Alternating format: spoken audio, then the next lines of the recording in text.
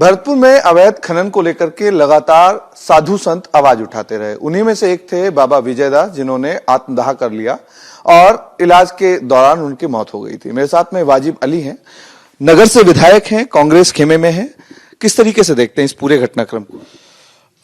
जब से ये आंदोलन चालू हुआ तब से ही ये सारे साधु संत हमारे संपर्क में भी थे। तो इसका इलाका काफी बड़ा हिस्सा हमारी विधानसभा में भी आता है और जो धरना जो चला वो भी हमारी विधानसभा में चला।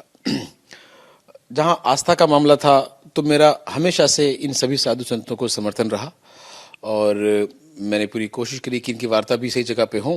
वार्ता हुई भी और पिछले साल एक सहमति बन गई थी। मुख्यमंत्री जी ने भी सहमति जता दी थी, इनकी मांगों को मान लिया गया था। उस बीच जो ये एक साल का डिले हुआ ये बहुत दुर्भाग्यपूर्ण रहा इस पूरे आंदोलन के लिए। और उसके बाद जिस तरीके से बाबा विजयदास जी परलोक सिधारे तो बहुत दुर्भाग्यपूर्ण घटना मैं इसको कहूंगा। जिम्मेदार किसको मानते हैं आप? देखिए, अब कोई एक चीज तो जिम्मेदार नहीं है, पर कुछ कारण ऐसे रहे। एक तो ये डिले होना इतना लंबा, जब मुख्यमंत्री जी ने सहमति दे दी थी तो वो काम थोड़ा जल्दी होना चाहिए था। किनके इशारों पर डिले हुआ है? अब ये तो जांच का विषय है, जांच होनी चाहिए कि ऐसे क्या कारण रहे कि एक साल चीजें डिले हुई, उनकी जांच होनी चाहिए।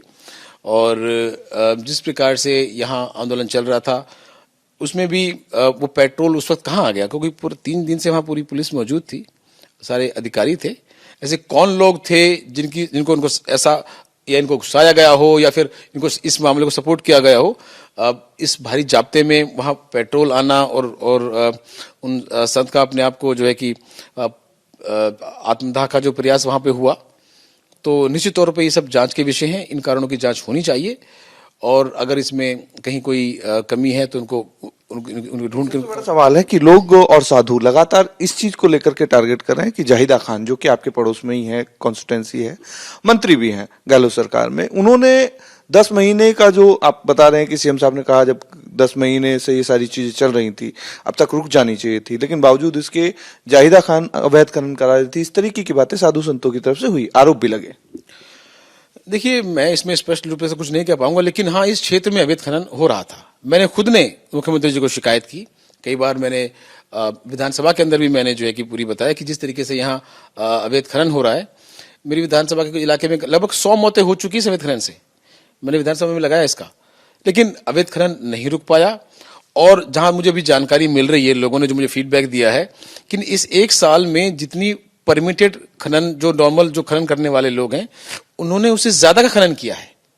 मैंने खुद ने अपनी कंप्लेंट में कहा कि इन जो लीजेस हैं इनका पिच मेजरमेंट हो कि कितना इनको अलाउ था और कितना इन्होंने किया और उस हिसाब से इन पे कार्रवाई हो। इस इलाके की आप बात कर रहे हैं उसमें से 2 खाने तो जाहिदा खान जो मंत्री हैं उनके बेटे की भी हैं।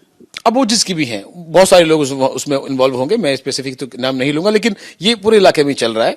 तो उन्होंने जो एक्स्ट्रा खनन किया है, जो इस तरीके से जितनी इनको अनुमति थी उससे ज्यादा, उसकी जांच होनी चाहिए और उनसे वसूली होनी चाहिए, उन पर कार्रवाई होनी चाहिए।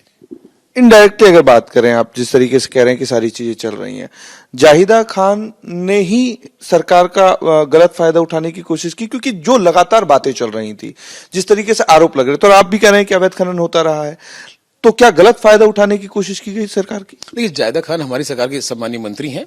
मुझे नहीं लगता इनका कोई डायरेक्ट इसमें कोई इन्वॉल्वमेंट होगा, लेकिन इस पूरे क्षेत्र में अवैध खनन होता रहा, अवैध के साथ साथ शिकायतें हुई, पर उन पर कोई कार्रवाई नहीं हो पाई। अब ये जांच का विषय है, इसमें जो भी लिप्त होगा उस पर कार्रवाई होनी चाहिए। मंत्री की जिम्मेदारी बनती है कि शिकायत हो गई, 100 से ज्यादा आप मौत बता रहे हैं कि हो चुकी है अवैध खनन के चलते, तो उनको एक्शन लेना चाहिए था।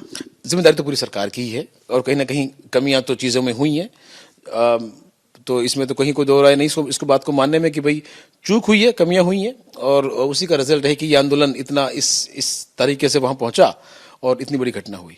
साधु संतों को लेकर के जिस तरीके से चीजें थी, उनका ये कहना था कि ये हमारे पूजनीय पर्वत हैं, उनको इनमें खनन नहीं होना चाहिए।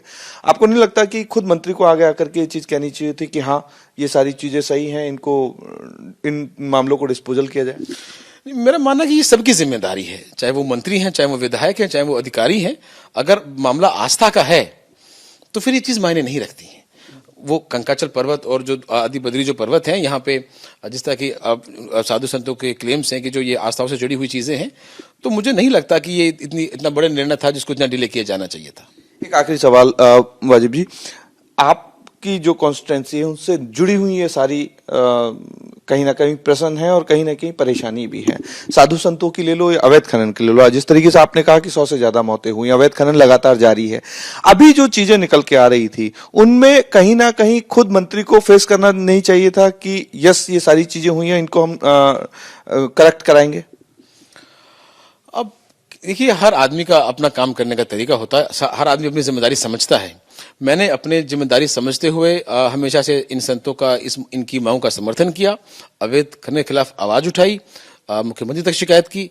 अब जिसकी जिम्मेदारी थी वो अपनी जिम्मेदारी निभाए, हम अपनी जिम्मेदारी निभाते हैं। बात यह है कि आपने अपनी जिम्मेदारी निभाई, मंत्री ने अपनी जिम्मेदारी नहीं निभाई। नहीं, मैं किसी और के बारे में तो नहीं कह सकता किसने अपनी जिम्मेदारी नहीं निभाई। मैं तो सिर्फ अपनी बात कर सकता हूं। निभाई होती तो आपकी चीजें सुनी जाती। नहीं, अब ये नहीं पता कि किस लेवल पे निभाई गई, किस में नहीं निभाई गई, लेकिन मैंने पूर्ण प्रयास किया। हम रेवेन्यू मिनिस्टर साहब से भी 2 बार इन्हीं सब संतों के साथ मिले। अभी जब हमारे प्रभारी मंत्री आदरणीय रमेश मीणा जी अभी 2 महीने पहले नगर जन सुनवाई में आए थे, तो भी मेरे निमंत्रण पे हमारी वार्ता हुई नगर के अंदर। तो मेरा हमेशा से स्पष्ट रुख रहा कि साधु संतों की मांग जो है वो जायज है। जिस हिसाब से तथ्य सामने आ रहे हैं तो उनकी भावनाओं को हमें सम्मान करना चाहिए, और जो उनकी मांगे इतने लंबे समय से चल रही हैं वो पूरी करनी चाहिए। तो एक तरफ सीएम अशोक गहलोत कहते हैं कि अवैध खनन नहीं हुआ, दूसरी तरफ विधायक वाजिब अली हो या फिर भरत सिंह कुंदनपुर हो, उन तमाम लोगों ने कहा है कि अवैध खनन लगातार हो रहा था। लेकिन इस इलाके की बड़ी मंत्री जाहिदा खान लगातार अवैध खनन के ऊपर उनका आरोप लगता रहा। उनके ऊपर तमाम ये आरोप साधु संतों ने भी लगाए कि उन्हीं के इशारे पर ये तमाम अवैध खनन हो रहे थे। लेकिन रुके किसकी वजह से नहीं, ये देखना दिलचस्प है। वीडियो जर्नलिस्ट महेश के साथ अमरदीप शर्मा, रिपब्लिक टीवी, भरतपुर।